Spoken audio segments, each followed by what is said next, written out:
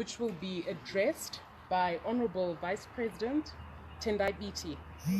He's going to address it, and so I'll hand over proceedings to him straight away. I'm going to ask all journalists, please, if you can observe social distancing, and if you can please ensure that your mask is worn correctly. Thank you. VP. Thank you very much, Fadzi. Good afternoon, ladies and gentlemen, members of the Fourth Estate. We are pleased to welcome you here to our press conference as MDC Alliance. It is common cause that the country is on the edge. The country is at a crossroads arising out of a deep structural crisis of leadership. The truth of the matter, ladies and gentlemen, is that Mr. Mnangagwa has failed and failed in absolute terms. So we see a manifestation and a reproduction of multiple crises. There is a social crisis, there is a political crisis, there is an economic crisis, there is a humanitarian crisis, there is a human rights crisis arising out of the closure of political space and the suspension of the constitution. There is a health crisis, a multifaceted health crisis underpinned by COVID-19, but long before COVID-19, our public health system had collapsed. All these crises, in our respective view, as MDC Alliance, emanate from the unresolved election crisis and legitimacy crisis of 31 July 2018. Zimbabwe is therefore paying a price. Zimbabwe is therefore carrying a burden of the unresolved legitimate question in Zimbabwe. We are concerned particularly about three things that are characterizing the regime of Mr. Mnangagwa. We are concerned about a culture of impunity, a situation where the regime and its apparatchik can carry out actions, moves, and policies oblivious to the law, oblivious to the constitution of Zimbabwe. And I will give examples later on. So there is impunity. And the twin cousin of impunity is entitlement. We are grossly concerned with the culture of entitlement that is pervading our country. And later on, I'll speak about corruption, the huge amount of corruption that are arresting our country.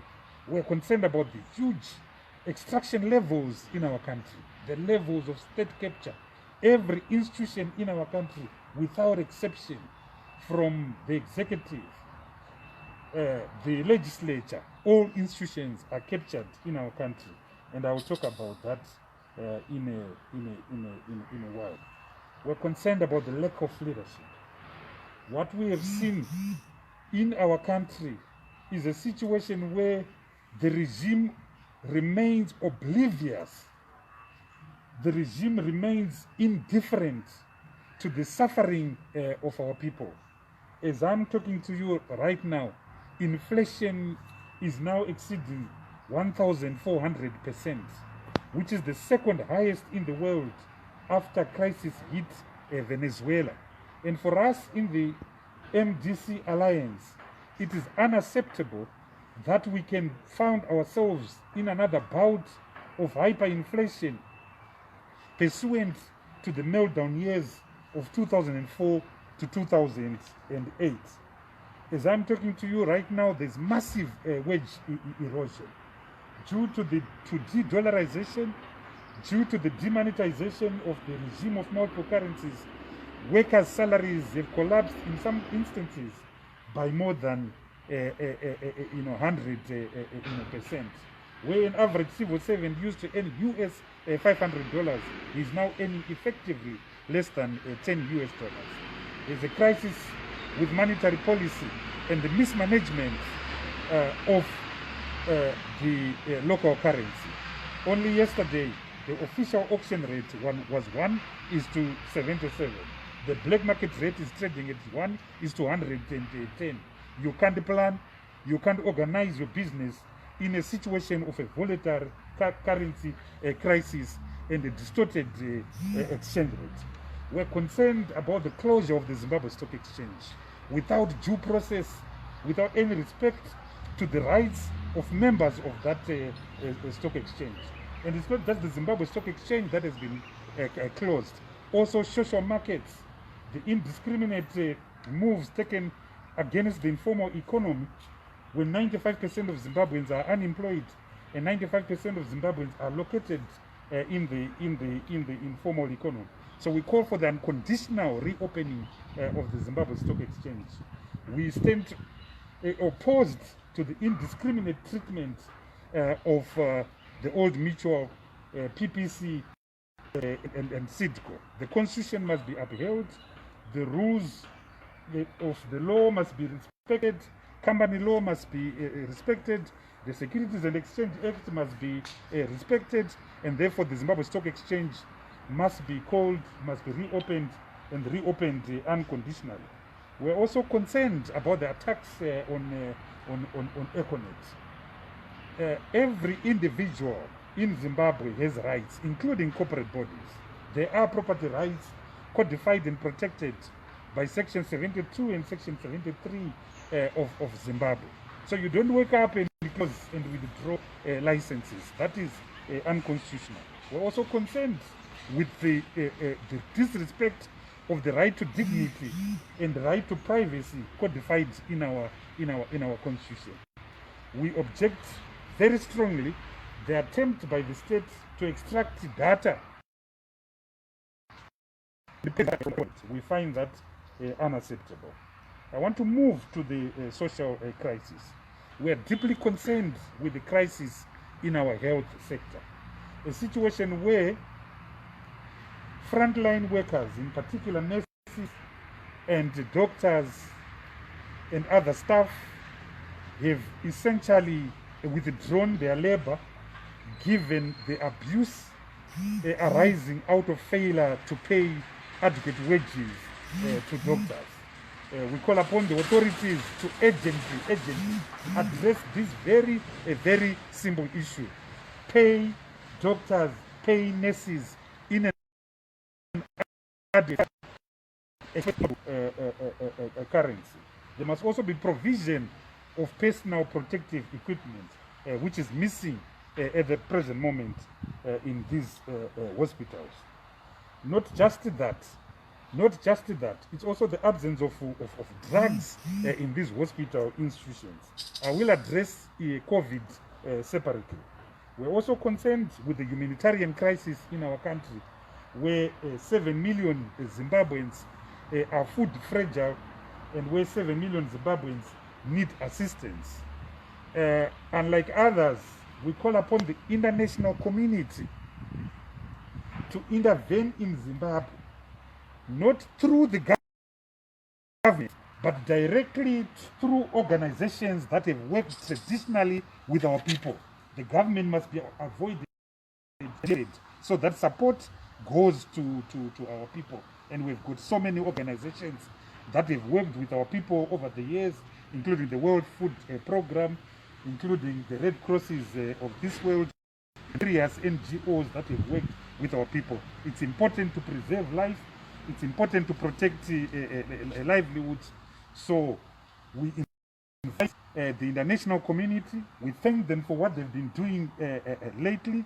The huge amount of money that have been paid through the European Union, through the United States of America, which remains the country's biggest donor, through DFID, through the Canadian CIDA, the Swedish CIDA, and various other international organizations. We thank them for what they're doing, but we want them to accelerate their support to vulnerable Zimbabweans, vulnerable communities.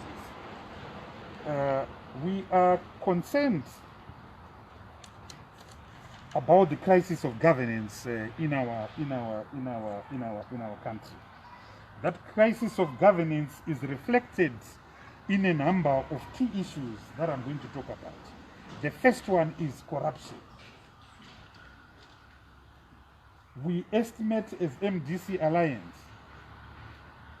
that out of every dollar that is being paid by the tax by a taxpayer in Zimbabwe, 60 cents are failing to reach the taxman. 60 cents is being stolen from every dollar that is being paid to the taxman. So corruption is putting a huge premium on the country's development. When there are no drugs in hospitals, it is because of corruption. When the civil servant is not being paid adequately his wage, it is because of corruption. We have seen this corruption in different forms across the length and the breadth of our country. The number one form of corruption has, of course, been the abuse of the US dollar and foreign currency perpetrated and implemented through the Reserve Bank. And it is our view that the Reserve Bank must forthwith abandon export surrender requirements, which are in any event not supported by law. Secondly, any allocation of foreign currency must be left to the market, must be left to Parliament, because Parliament allocates all monies in the consolidated revenue fund. So the Reserve Bank must be removed in the value chain of foreign currency in this country, because it has become a reservoir, a huge trough of leaking and arbitrage. Number two is command agriculture. As we keep on saying, 2.7 billion US dollars was stolen directly through Treasury in 2017. 3.5 billion US dollars was stolen directly through Treasury in 2018.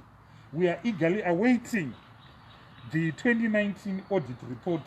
And ladies and gentlemen, I can assure you that the 2.7 billion of 2017 and the $3.5 billion of 2018 will pale into insignificance because of what they did in 2019. Some of the deals which we know, for instance, who financed the acquisition of Zimaloys, the acquisition of BNC, the acquisition of a private bank, we have no doubt those were done through Treasury. So the gap from corruption in 2019 is going to be bigger than both 2017 and 2018.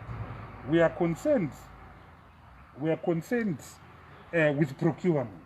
We have seen the massive disrespect of the procurement laws, particularly in health, where little companies who don't even have physical addresses have extracted huge amounts of money from treasury, with little fish, little people being prosecuted.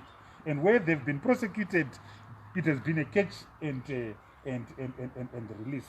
So massive corruption is taking place through public procurement, a situation where the country's procurement laws, as I've said, is not being respected.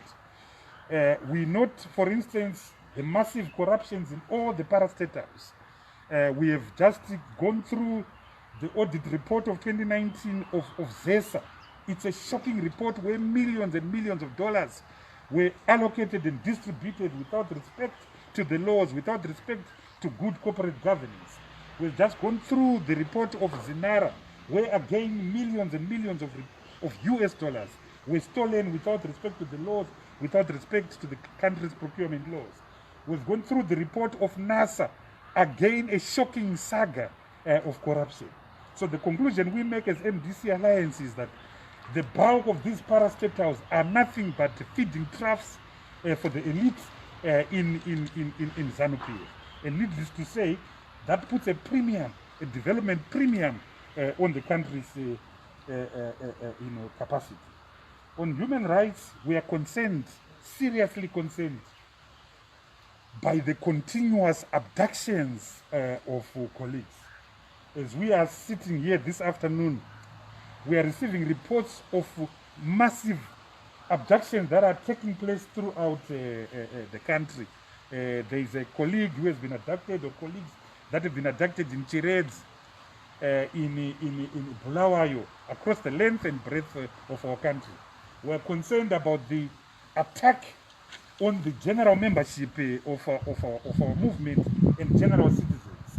We are concerned in particular at the concerted effort to liquidate the MDC Alliance. We take great exception to the description of our alliance as a terrorist organization by an individual, a ramshackle individual, unqualified to make that statement in the form of Patrick Chinamasa. We are a legitimate constitutional organization that many years ago in 1999 took the bold decision to achieve democratic change in Zimbabwe through peaceful, democratic, constitutional means. Despite ZANU-PF's seduction, despite ZANU-PF's temptation, we have refused and resisted the common formula on the African continent of going into hills and calling yourself a rebel movement. We have remained loyal. We have remained loyal to the principle of peaceful, constitutional, democratic change. If anything, it is ZANU-PF itself which is a terrorist organization. It is a terrorist organization that abducts people. And if you have any doubt about that, talk to Mrs. Itai Zamara right now. She doesn't know where her husband is. Talk to Mrs. Patrick Namabanya right now. She doesn't know where her husband is. Talk to Joanna Mamombe. Talk to Netsai Maroa. Talk to Cecilia Chimbiri, and they will provide you with evidence, V11, of the brutality and the terrorist nature of ZANU-PF. Talk to the family of Herbert Chitepo. Talk to the family of Jasiah Magama Tongogara. Talk to the family of General Mujuru. They will bear witness to how terrorist an organization ZANU-PF is. Talk to other members of our party right now that are being hounded left, right, and center as if they are common criminals. Where is Job Scala right now? Where is Gift Ostalos Ziba right now? Where is Obey Stole right now? Where is Makomborero Aruzivishe right now? They are all in hiding, being hounded by a predatory, thugocratic state led and presided over by one Emerson Mnangagwa. So I want to emphasize that we will remain loyal and to the value of peaceful transformation of our country, which is why in March of last year, we launched a document called Reload. And the epicenter of that document called Reload is dialogue with a regime that we don't like, but we understand ultimately that any crisis will have to be resolved at the table. So notwithstanding our total dislike of ZANU-PF, we recognize the imperative of dialogue. And we've made it very clear that this country needs external refereeing. This country needs to resolve the crisis of legitimacy. This country needs structural reforms that are both political, economic, socio-economic, to restore the social contract, to restore trust and confidence in the state. And most importantly, this country needs a transitional mechanism, a national transitional authority that will oversee the process of reform until the country is ready for the next election. So we remain loyal to that document, Reload, despite the changed circumstances, despite the increased temperature, we still remain loyal to the values and obligations of peaceful constitutional transformation of our country. Which brings me to 31 July 2020. We support the right of the citizens who have organized 31 July 2020. We support their constitutional right to embark in a peaceful constitutional protest against the regime codified in Section 59 of the Constitution of Zimbabwe. We reject the fascist response by the regime, in particular the remarks made by the deranged Patrick Anthony Chinamasa. A responsible government would have asked for dialogue with the organizers of the events of 31 July 2020. But this regime is unique. This regime is violent. This regime is impervious to logic, to objectivity. And we've seen a serious clampdown on citizens. We object to the arrest of Wepo Chingona. We object to the weaponization and instrumentalization of the profession of journalism. Journalism are a medium of transmission of a message. So you deal with the message, you don't deal with the conveyor, you don't deal with the vector, you don't deal with the agent who is making that communication. So we demand the immediate release of Wepo Chingona. We demand the immediate release of Jacob Ngaribvumo. Jacob Ngaribvumo is again a conveyor of the suffering masses out there. He has not committed any crime. He has not thrown a stone at anyone. And anyone who has watched these videos, it's clear that he is calling for a peaceful program on the 31st of July 2020. So we object to ZANU's attempt to convert the 31st of July 2020 into another 1st of August 2018. We object ZANU's attempt to convert 31 July 2020 into another 1st of August 2018. We don't want bloodshed. We don't want bloodshed. We want the Constitution to be upheld. We want the Constitution to be respected. I now want to finish on COVID. As a movement, we are greatly concerned with the regime's mismanagement of the COVID-19 pandemic. And I will highlight its omission. The first omission has been the regime's failure to conduct adequate testing for our people. Rapid tests, RCPs, don't work, and in many countries they actually use for mere research, those 5 minutes tests. This government has failed to effect a rollout of proper diagnostic tests. Number two, the regime has failed to isolate, to track, and to quarantine victims of COVID-19.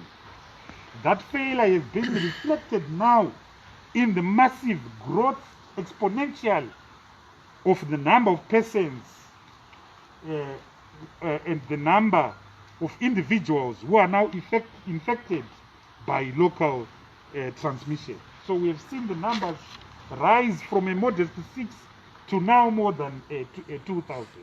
We place responsibility, we place culpability purely and strictly on the doors of the regime, on the doors of Emmerson Dambudzo Mnangagwa. So what is now happening is that the combination of COVID, the combination of a very cold winter, the combination of a hungry population that doesn't have jobs, that doesn't have food, you have seen the emergence in Zimbabwe of a slow genocide.